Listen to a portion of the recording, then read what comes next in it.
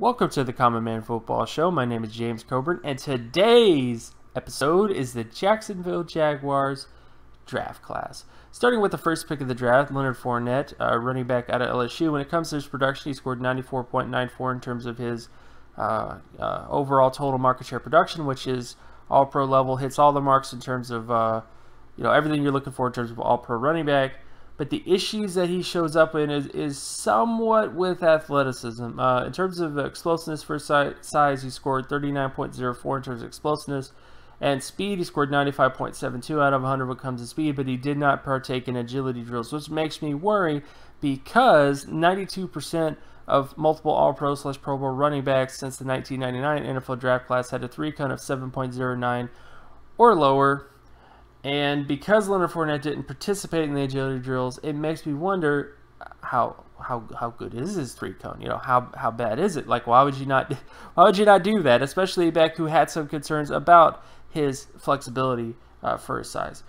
So that kind of clouds his overall projection. But here's the main thing I could say in terms of Leonard Fournette and Demarco Murray. Like, if we just assume that Leonard Fournette had a terrible 3-cone, like a 7.28 or 7.27 or something like that, just something awful.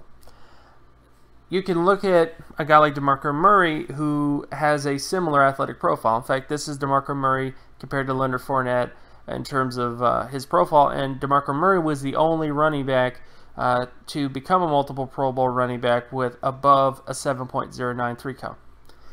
And when you look at Demarco Murray and you look at Leonard Fournette, there are similarities in terms of the fact that there are guys with above average speed, except the difference is that Leonard Fournette has significantly higher production in college.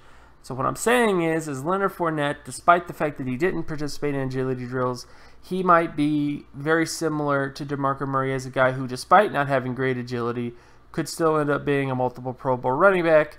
However, I would not necessarily say that he's going to become a multiple All-Pro running back based on the lack of agility. So that's just kind of my feelings on the subject. He's going to be a long-term starter. He has lots of potential to become a Pro Bowler, but that lack of agility testing available kind of clouds how good he can be based on his production profile. Then we come to the next pick of the draft in Cam Robinson, offensive tackle out of Alabama. When it comes to his athleticism, he scored 55.04 in terms of explosiveness for his size, 82.55 in terms of speed for his size, and 68.26 when it comes to flexibility for his size. Cam Robinson's only issue, realistically, is with his funky athleticism profile. Offensive tackles like this don't usually do that well initially. Again, when you lack explosiveness and you lack flexibility, and you really only are above average speed, like these are the offensive tackles that are similar to Cam Robinson in terms of athleticism skill set. And for the most part, it's sort of an issue because Cam Robinson is not as athletic as Demarco Ferguson, who has a similar kind of profile, but he's much more explosive, much more flexible. And, but bottom line, I think Cam Robinson will be a long-term starter. Kelechi Osemele, just to compare Cam Robinson to Osemele, there are similarities in terms of athleticism there, and Osemele was a tackle for a decent amount of time. I think the best fit for Cam Robinson realistically is inside because that lack of explosiveness and lack of flexibility can be less of an issue inside than it is on the outside, because on the outside you have to deal with pass rushers that are really, really explosive and really flexible at times. And if you don't have the athleticism to match that explosiveness and match that flexibility, it can become a liability. But if you put that inside, it can be better. But overall, I think Cam Robinson is going to be a pick that works out. It's just a pick that I think is going to work out a lot better inside than he is outside. And he can work outside. It's just that the potential for him to be a high-quality player outside is a lot less when you consider the factors in terms of his explosiveness and his flexibility. Then we come to the next pick of the draft in terms of Dwayne Smoot, defensive end out of Illinois. When it comes to his production, he scored 47.99 in terms of solo tackle market share, 89.2 in terms of sack market share, and 65.70 when it comes to tackle for loss market share. And when it comes to his athleticism, he scored 39.93 in terms of explosiveness for his size, 71.75 in terms of speed for his size, and 76.53 when it comes to flexibility for his size. His issue, realistically, is just the fact that, again, in terms of his production, he didn't really hit good marks in terms of his solo tackle market share, in terms of hitting Pro Bowl or All-Pro level with that mark. and he also didn't hit high marks when it comes to tackle for loss market share in terms of, really high success outcomes with that TFL market share. And athleticism-wise, he has decent athleticism. It's not amazing. He does have good speed. He does have good flexibility. I think best case scenario with Smoot, you have at least a long-term starter, but high quality outcomes are just not there when it comes to his overall profile. So that's the only thing I would say about that pick, is just that's kind of an issue. Then we come to the next pick of the draft in terms of D.D. Westbrook, wide receiver out of Oklahoma. When it comes to his production, he scored 80.49 in terms of passing yards market share production. And in terms of athleticism, he scored 10.59 in terms of explosiveness for his size, 69.36 in terms of speed for his size, and 14.12 when it comes to flexibility for his size. He's essentially a speed athlete when it comes to his athleticism, which is exactly what he was on tape. His only real issue in terms of his overall profile is his age. He only scored 17.33 in terms of his age score, which puts him out of high quality outcomes overall. But there are positives here. Again, his speed is very high, and his production in terms of 80.49 is in a good spot to at least be a successful player. It's just that age kind of caps his overall upside potential, at least based on his production, based on sort of his athleticism traits. So he's not exactly going to be an amazing wide receiver or high quality wide receiver in terms of like Pro Bowl outcomes or All Pro outcomes because of that lack of explosiveness and that lack of flexibility to a certain extent. But he is someone that is going to become a potential long-term starter based on having that speed score of 69.36. So that's the one main positive with Westbrook, and I think that's really what's going to carry his profile, regardless of character sort of stuff.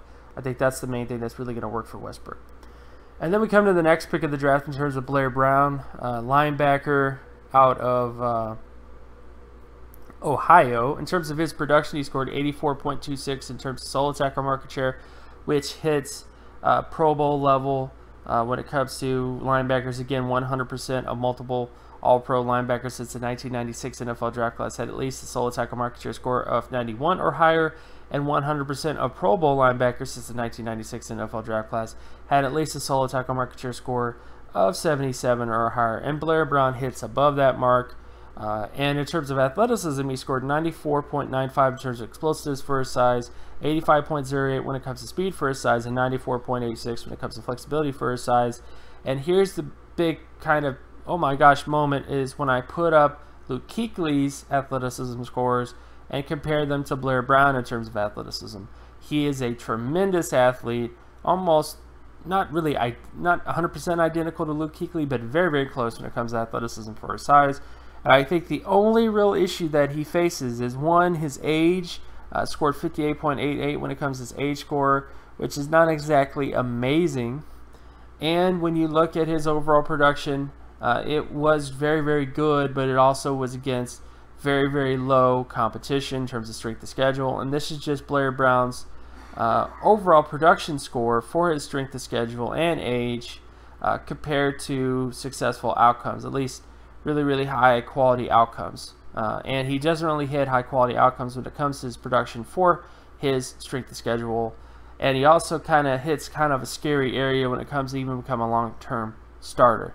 But again, the production is high. It's not as good as it needs to be for his level of competition, but it is high, and he has really great athleticism. I think this is a pick that is going to pay dividends. That's going to be a contributor, and he's going to be decent in terms of what he becomes.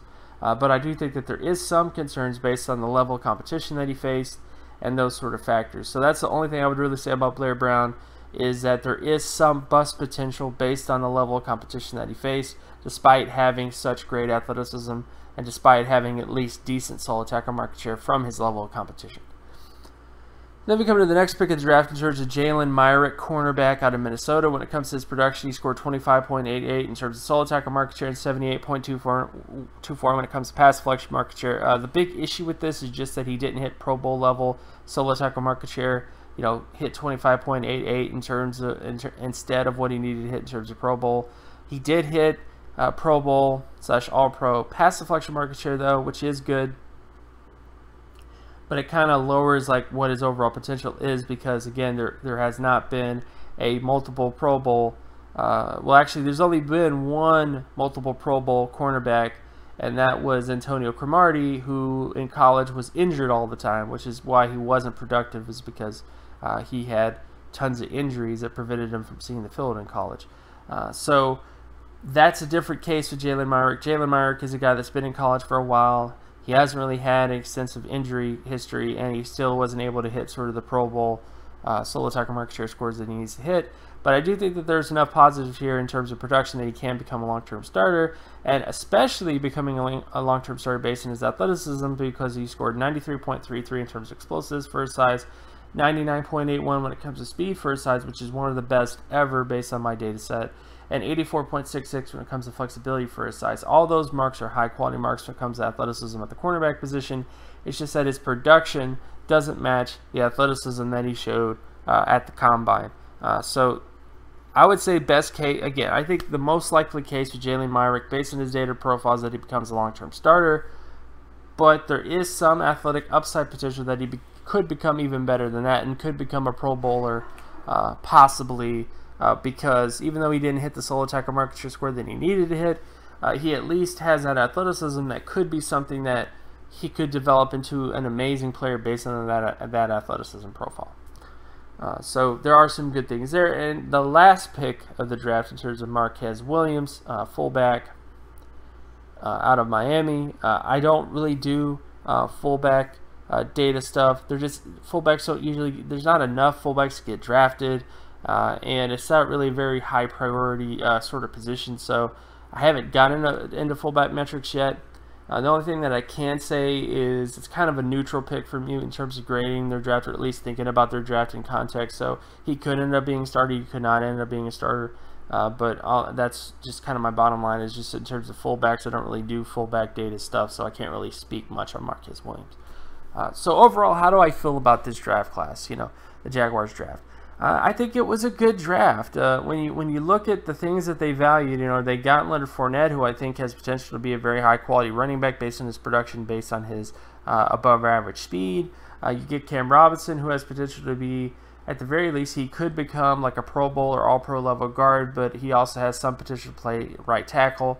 Although that wouldn't be the best fit, he'd be kind of a liability at that spot, but at least there are some positives there in terms of his profile, in terms of that sort of thing. You get Dwayne Smoot, who at least has some potential to be a long-term starter as well. You get Westbrook, that has some potential to be a long-term starter based on his production, based on his athleticism. You get Blair Brown, who is by far he is the most athletic linebacker in the draft class, with at least decent production, but there are some questions in terms of level of competition. But I would not be surprised if he becomes a long-term starter based on his athleticism and his overall profile. And then, of course, you get Jalen Myrick, who is also a tremendous athlete, who has some questions in terms of production as well, in terms of solo tackle market share production, but could become a Pro Bowler as well, as sort of an outlier sort of thing based on his athleticism traits. And of course you end with Marquez Williams, who is a fullback who I don't really do stuff with.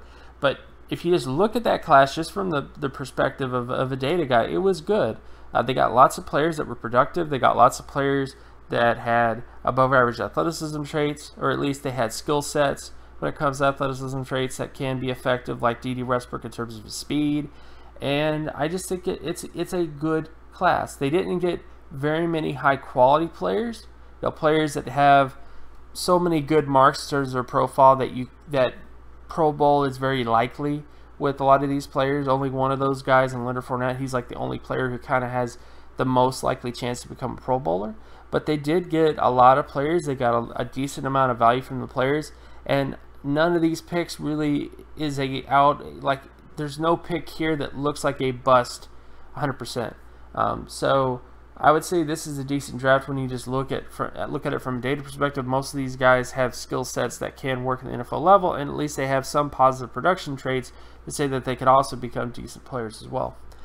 So I would say this is a good draft. My name is James Cobern. You can find my work at draftcoburn.wordpress.com. You can also follow me on Twitter at Geometrics. And again, if you like this content, if you like these shows, be sure to like and subscribe if you want more information. And also comment if you have any questions below. And I thank you guys very much. I'll talk to you guys in the next video. Peace.